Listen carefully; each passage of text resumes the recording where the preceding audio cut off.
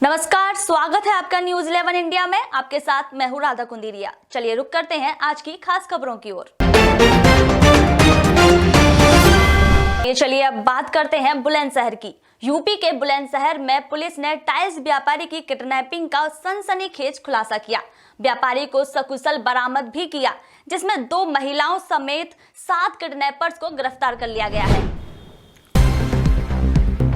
बुलंदशहर की यूपी में पुलिस ने टाइल्स व्यापारी की किडनैपिंग का सनसनीखेज खुलासा कर अपहृत व्यापारी को सकुशल बरामद कर 2 महिलाओं समेत 7 किडनैपर्स को देर रात तक गिरफ्तार कर लिया है। खुलासे की खास बात यह है कि पुलिस ब्लू कलर की 422 बलेनो कार और 100 से अधिक सीसीटीवी फुटेज की कुंडली खंगालकर किडनैपर्स तक पहुंची। बुलंदशहर पुलिस की कस्टडी में यह वही शातिर किडनैपर्स है जिन्होंने 30 लाख रुपए की फिरौती के लिए टाइल्स व्यापारी गौरव का अपहरण कर उसे एक मकान में बंधक बनाकर रखा था। दरअसल 1 फरवरी की दोपहर टाइल्स व्यापारी गौरव की नीली रंग की बलेनो कार में सवार बदमाशों ने उस समय अपहरण कर लिया जब वह अपने घर से कुछ ही दूरी पर खड़ा था। पुलिस के मुताबिक कार सवार बदमाश गौरव से उसकी टाइल्स के शोरूम का पता पूछकर उसे कार में बैठा लेते। इससे पहले गौरव कुछ समझ पाता, बदमाश उसे कार में नशीली दवा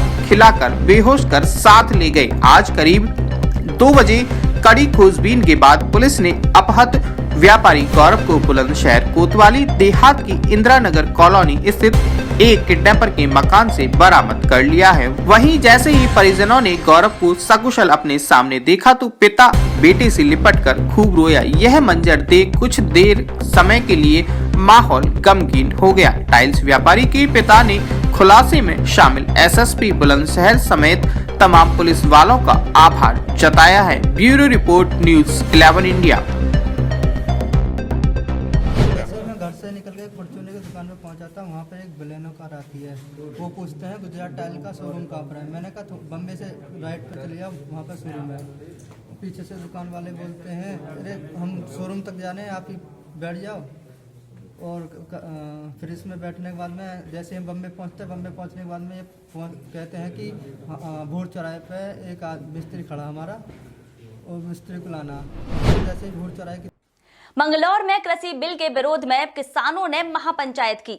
इस पंचायत में भारतीय किसान यूनियन के अध्यक्ष नरेश टिकैत भी पहुंचे। आपको बता दें कि इस महापंचायत में किसान ट्रैक्टरों और गाड़ियों के साथ बड़ी तादाद में पहुंचे। मंगलौर में कृषि बिल के विरोध में किसानों ने महापंचायत की। इस महापंचायत में भारतीय किसान यूनियन के अध्यक्ष नरेश टिकैत भी पहुंचे। आपको बता दें कि इस महापंचायत में किसान ट्रैक्टरों और गाड़ियों के साथ बड़ी तादाद में पहुंची। सुरक्षा व्यवस्था को मद्देनजर रखते हुए भारी पुलिस बल भी तैनात किया गया। आपको बता दें कि कृषि कानून और आंदोलनरत किसानों पर हो रहे अत्याचार के विरोध में मंगलौर की गुड़ मंडी में किसानों की महापंचायत की गई। इस महापंचायत में किसानों के सभी संगठनों के किसान शामिल हुए। दरअसल दिल्ली में पिछले 2 महीनों से आंदोलन कर रहे किसानों के समर्थन में इस महापंचायत का आयोजन किया गया। बीती 26 जनवरी को दिल्ली में हुई हिंसा के बाद किसानों में जोश भरने के लिए महापंचायत का सिलसिला शुरू हुआ था। शामली और मुजफ्फरनगर के बाद अब मंगलौर की गुड़ मंडी में किसानों द्वारा महापंचायत की जा रही है। सुरक्षा को मद्देनजर रखते हुए भारी पुलिस बल तैनात किया गया है। वहीं किसान आर पार की लड़ाई के मूड में लग रहे हैं। नरेश टिकैत का कहना है कि भारतीय किसान यूनियन किसानों का सिर झुकने नहीं देगी। वहीं सुरक्षा को लेकर एसपी देहात प्रमेंद्र सिंह डोभाल ने बताया, पंचायत के मद्देनजर एक सीओ के नेतृत्व में करीब 6 इंस्पेक्टर और 2 पीएसी कंपनी को लगाया गया है। उन्होंने बताया सुरक्षा व्यवस्था का मद्देनजर तमाम एहतियात बरती गई हैं। Bureau report news 11 India. आज पूरे भारत का किसान एक है। सरकार की तानाशाही का जो रुख है, इस उससे किसानों ने वो सोच लिया था कि थारी कहीं कुछ सुना ही नहीं है। इकट्ठे होकर यह लड़ाई लड़ी जा सके, अकेले अकेले लड़ाई नहीं ले जा सकती। सब पार्टी, सब संगठन, सब एक है। आज भारत का किसान एक है, एक मंच पर भारत का किसान है। हिंसा में हम विश्वास नहीं करते, ना हम इस आंदोलन को हिंसक होने देने के। आज जींद में आज जींद में 5 लाख या दमों की भीड़ है, तो क्या करे, पूरे भारत में जगह जगह पंचायत हो रही, जगह जगह हो रहा, तो सरकार को सोचना चाहिए इस बारे में। नहीं देखो तो क्या आंदोलन समाप्त की तरह कोई वो नहीं है, आंदोलन तो लंबा चलेगा, भी बहुत लंबा चलेगा।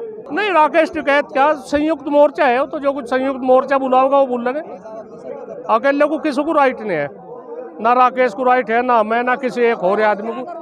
संयुक्त मोर्चा का जितने भी आदमी है उन्हें निर्णय लेने का अधिकार है, वे निर्णय ले सके। उसमें बातचीत कर रहे हैं हम, बातचीत करेंगे उसमें भाई, इस तरह की बात जनता को परेशानी ना उठानी पड़े। पूरे भारत का जो चक्का जाम है, हो तो जा बहुत खतरनाक, पर मजबूरी में इस तरह का कदम उठाया जा, जनता को भी बहुत परेशानी। दिल्ली कैंट से विधायक वीरेंद्र कादियान ने कहा है कि आम आदमी पार्टी ने यूपी के चुनाव में दिल्ली की तर्ज पर उतरने की तैयारी कर ली है। दिल्ली कैंट से विधायक वीरेंद्र कादियान ने कहा कि आम आदमी पार्टी ने यूपी के चुनाव में दिल्ली की तर्ज पर उतरने की तैयारी कर ली है, तो पार्टी प्रदेश के प्रत्येक जिले के वार्ड पर जिला पंचायत सदस्य प्रत्याशी उतारेगी। बाद में विधानसभा चुनाव में सभी सीटों पर अपने प्रत्याशी उतारेगी। दरअसल दिल्ली के विधायक वीरेंद्र कादियान बड़ौत के शौरगिरान मोहल्ले के सभासद प्रवीण जहां मनवर के आवास पर पत्रकारों से बात कर रहे थे। उन्होंने कहा कि प्रदेश में जब दिल्ली का केजरीवाल मॉडल से हुए विकास की जानकारी दी जाएगी तो वह अवश्य इसमें शामिल होंगे। दिल्ली में 200 यूनिट तक बिजली फ्री है। स्वास्थ्य, दवाई और शिक्षा के मामले में दिल्ली देश में आगे है। पेयजल वहां मुफ्त मिल रहा है। केजरीवाल सरकार से दिल्ली के लोग खुश हैं। उन्होंने कहा कि दिल्ली में विकास को वोट दी जाती है, वहां कोई जातिगत राजनीति नहीं है। यहाँ वह जब दिल्ली के मॉडल को लोगों के सामने रखेंगे तो यहाँ के लोग उनकी पार्टी को पहली पसंद में लेंगे। किसान आंदोलन पर विधायक वीरेंद्र कादियान ने कहा कि दिल्ली के बॉर्डरों पर आम आदमी पार्टी के कार्यकर्ता बिना पार्टी की टोपी और झंडों के किसानों की सेवा कर रहे हैं। तीनों कृषि कानून किसानों को बर्बाद करने वाले हैं। Bureau report, news 11 India.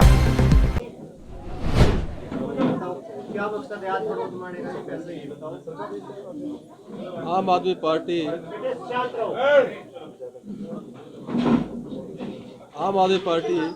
आगामी जिला पंचायत चुनाव में हिस्सा लेगी और उत्तर प्रदेश की सभी सीटों पर आम आदमी पार्टी अपने कैंडिडेट उतार के पार्टी चुनाव लड़ेगी, ये मकसद है। और दूसरा जो संगठन का निर्माण है, आम आदमी पार्टी का जो अरविंद केजरीवाल का मॉडल, दिल्ली मॉडल उत्तर प्रदेश में भी लागू हो।